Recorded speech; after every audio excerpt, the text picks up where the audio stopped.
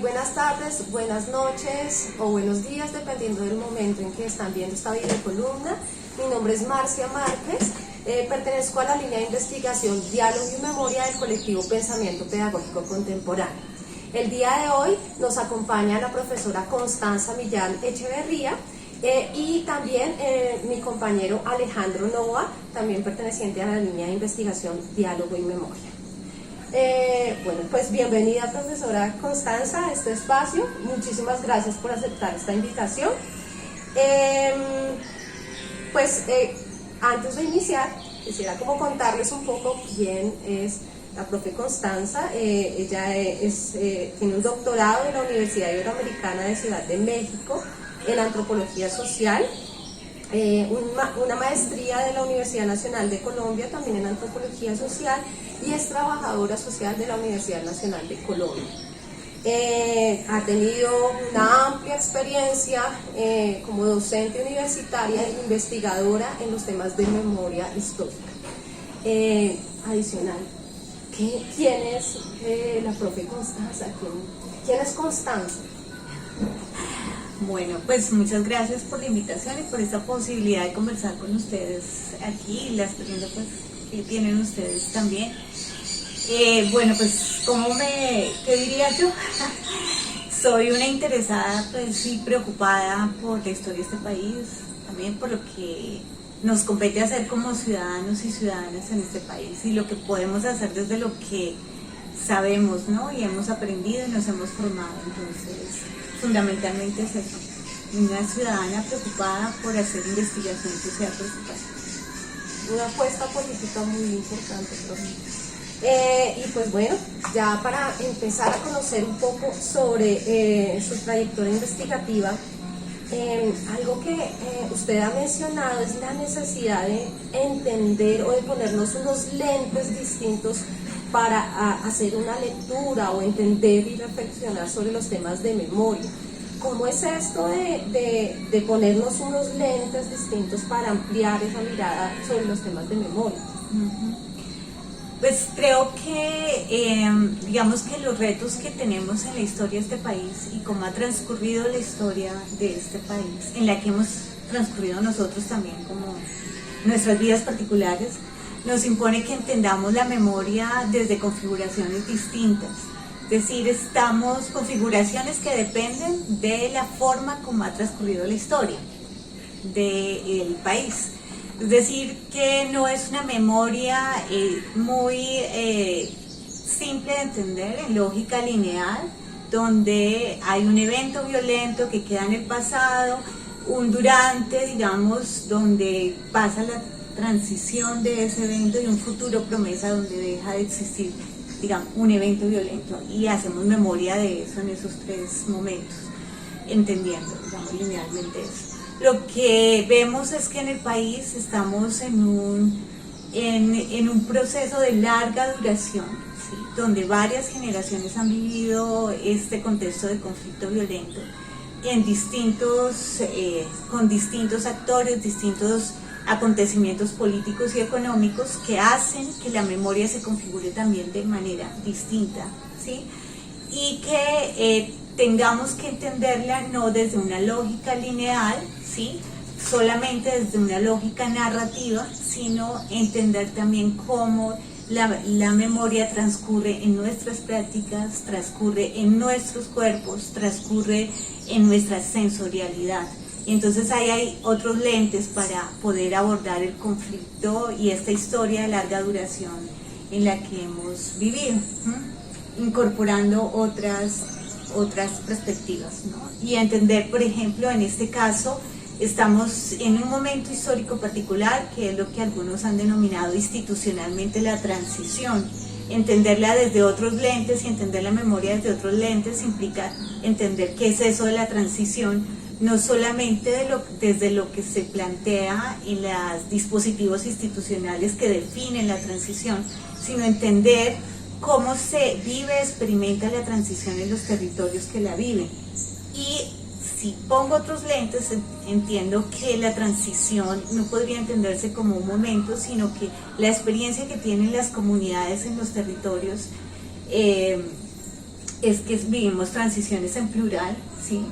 Que no solamente vivimos un pasado violento, sino que continúan hechos de violencia, configurados de otras maneras, que tal vez ese futuro promesa que se plantean los dispositivos institucionales no se está experimentando en la práctica cotidiana de esa manera. Entonces, abrir los lentes es prestar atención a eso y entender cómo se está configurando la memoria de acuerdo a ese contexto, ¿no? Las memorias de acuerdo a ese contexto. Bueno, yo quería preguntar, con algunas tardes para todos, con algunas tardes para la investigadora Constanza Millán, quisiera preguntar, ¿cómo esa configuración lineal de la memoria influye en la insensibilidad que tiene el pueblo colombiano frente al conflicto armado? Sí, digamos que tener otros lentes de la larga duración, ¿sí? Digamos de cómo las memorias también nos atraviesan a nosotros, ¿no? Digamos no solamente en el caso del conflicto armado, que es una de las memorias que vivimos, de nuestra experiencia vital, nos atraviesa, nos vincula a cada ser humano en ese país también, digamos, si vemos en nuestra propia experiencia personal, hay alguna situación que nos relaciona con eso, bien sea porque tuvimos la experiencia directa de algún familiar, o porque supimos la noticia y en nuestra familia no actuamos, ¿no? También hubo una indiferencia, eso también es una forma de actuación. O lo negamos también porque es una forma de protegernos emocionalmente frente a la abrumadora situación. Entonces, eso implica que estar atentos no solamente a la narración del evento violento, sino a la forma como estamos construyendo la sensorialidad frente a lo que está pasando y lo que nos ha pasado. Es una memoria también que se está construyendo, no solamente la narración de los eventos, sino la sensorialidad, ¿sí?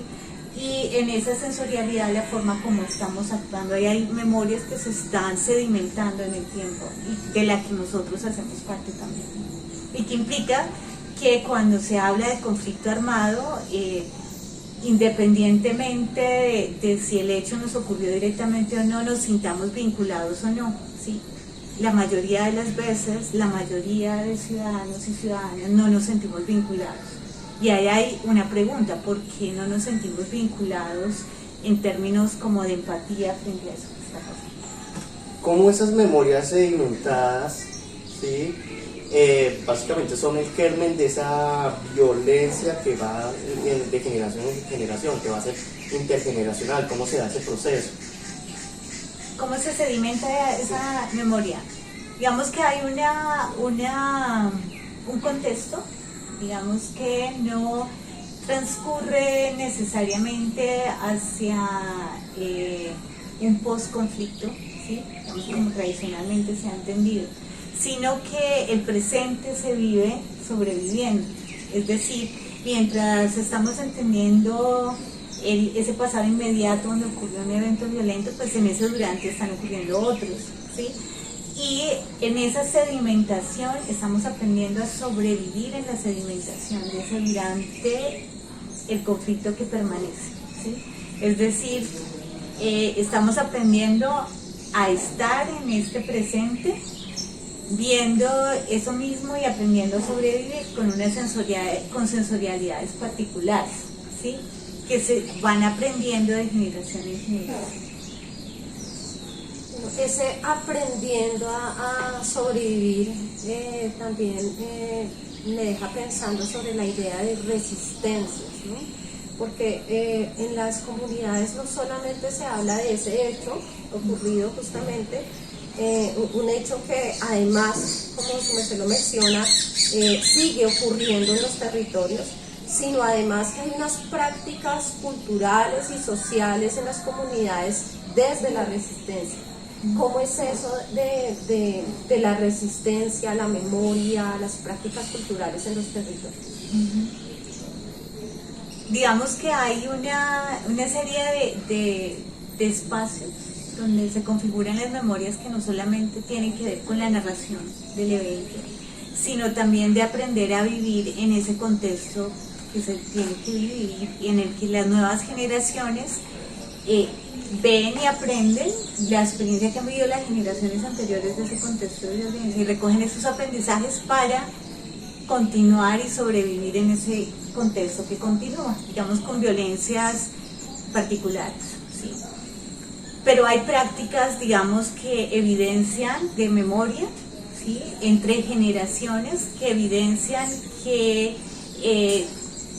hay una transmisión de esa experiencia y de esos aprendizajes. Por ejemplo, prácticas relacionadas con heredar los nombres de personas que fueron víctimas de algún acontecimiento violento. Entonces, los bebés que nacen posterior a esos eventos violentos, en algunos lugares heredan esos nombres, ¿sí?, y se llaman de la misma manera de una de las personas que pereció en un evento violento.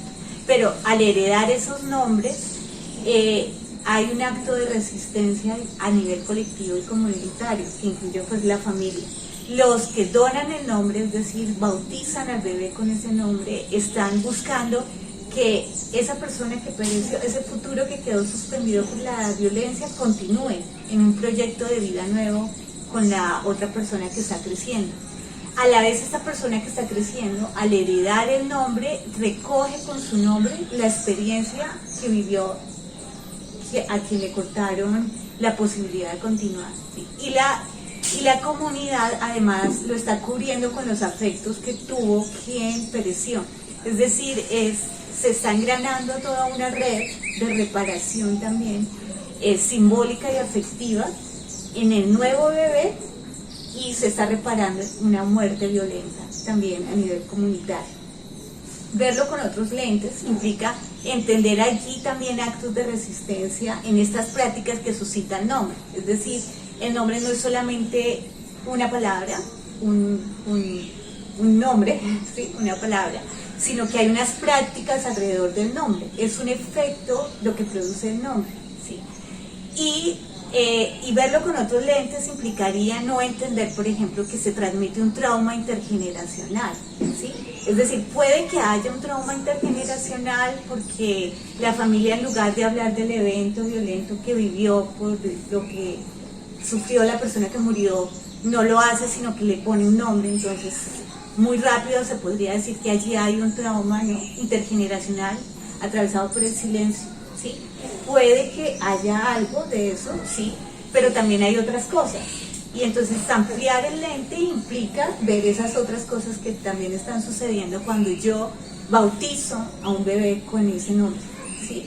Y qué prácticas y qué acciones de resistencia y de reparación le están ocurriendo ahí. Es un ejemplo, digamos.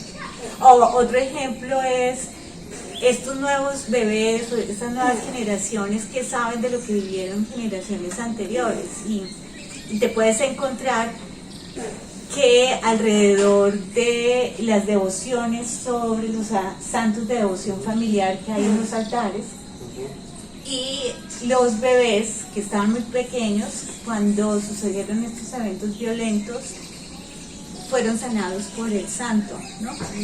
Y la narración que se cuenta en la familia no necesariamente la del evento violento, sino la del evento milagroso que suscitó el santo cuando sucedió el evento violento.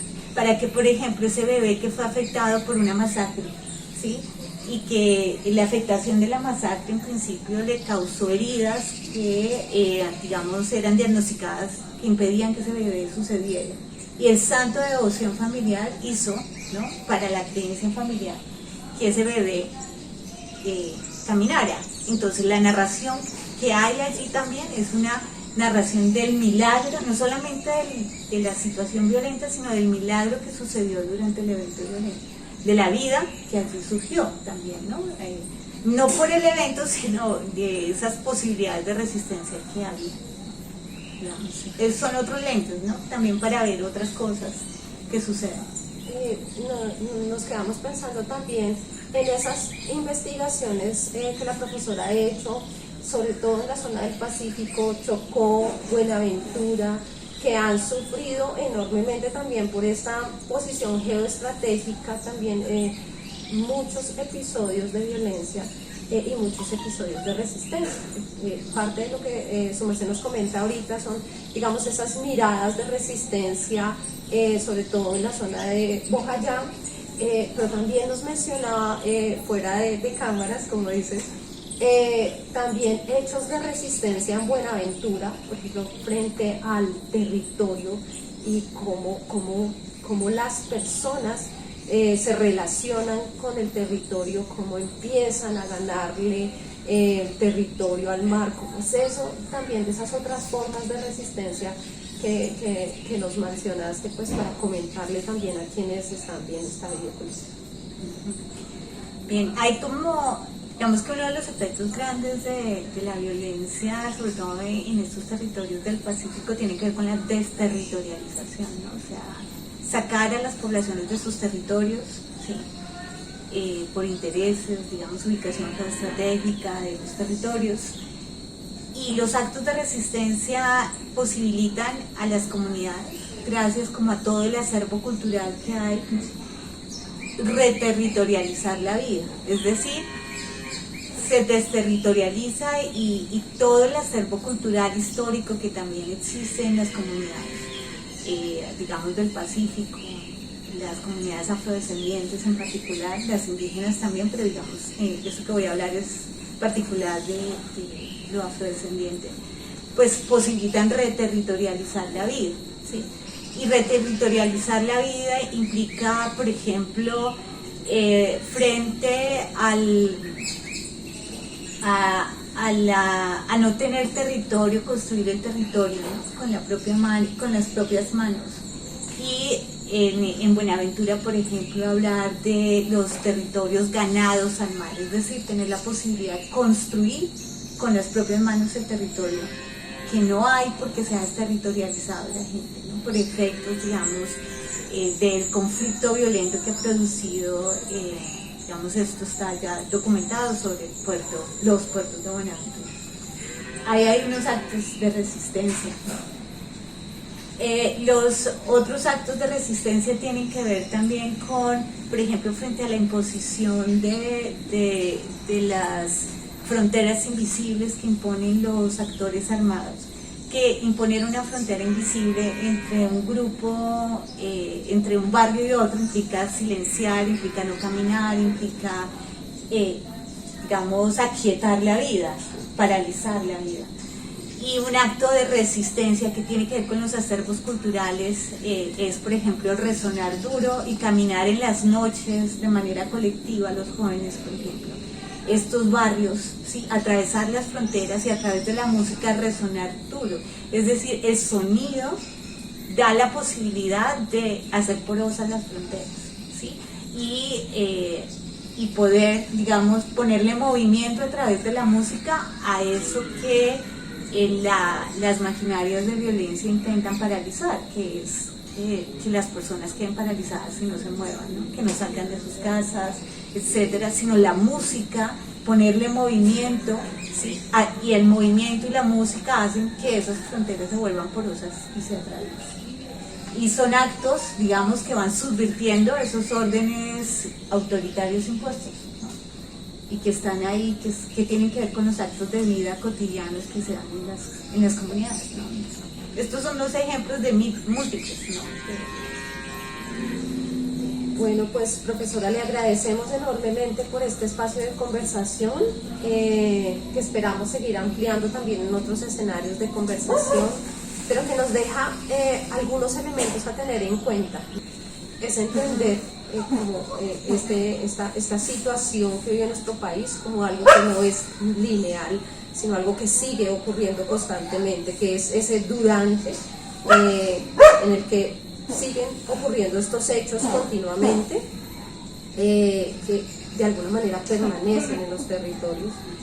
Y también nos muestras esas posibilidades de aprender de las comunidades a partir de esos actos de resistencia que a veces no son fáciles de leer desde estos otros lentes que nos hemos puesto, y entender esos actos de resistencia de las comunidades cuando transitan por los territorios, cuando le ponen un nombre a un niño, porque eso significa mantener la vida a pesar de la muerte y a pesar de las circunstancias. Entonces pues nos dejas muchos elementos de análisis también, y quisiéramos, si te es posible, dejarnos que nos dejes un mensaje para la sociedad, de este recorrido investigativo, de esta mirada social frente a lo que ha pasado, de esta amplia experiencia en la conversación con las comunidades. ¿Qué mensaje nos puedes dejar a nosotros como sociedad? Tremendo. Pues creo que lo principal es que, digamos, en este país nos muestra que la riqueza la tenemos si intercambiamos y nos relacionamos y aprendemos los unos de los otros. Es decir, hay una gran riqueza cuando tenemos la posibilidad de abrir los oídos, de escuchar al otro, ¿no? De verlo también, porque a veces ni siquiera lo vemos. Y cuando tenemos esa posibilidad, pues nos enriquecemos, ¿no? Si nos tapamos los ojos, si nos tapamos los oídos, nos quedamos solamente con lo que es mi vida, lo que yo veo, lo que yo creo, pues nos estamos perdiendo toda la riqueza que es la diversidad y la forma como en este país hemos construido y hemos sobrevivido en esta historia, ¿no? Entonces es como ese mensaje, ¿no? Enriquezcámonos con la diversidad que tenemos. Bueno, muchas gracias por ayudarnos a comprender, a mirar el conflicto desde la experiencia, no desde nuestra concepción de experiencia, sino desde la experiencia de otros, desde las prácticas de resistencia, y así ayudar a las personas a comprender el conflicto y comprender la complejidad de la realidad colombiana, la complejidad del país en el que vivimos. Muchas gracias, profesora Constanza. Y sería el cierre, pues sería básicamente el cierre de la segunda columna. Espero que el mensaje de la profesora de Constanza haya llegado a todos y cada uno de ustedes, y que cada vez intentemos mirar el conflicto desde la perspectiva de otro, con otros lentes y con otros ojos. Muchas gracias. Gracias. Gracias. Gracias.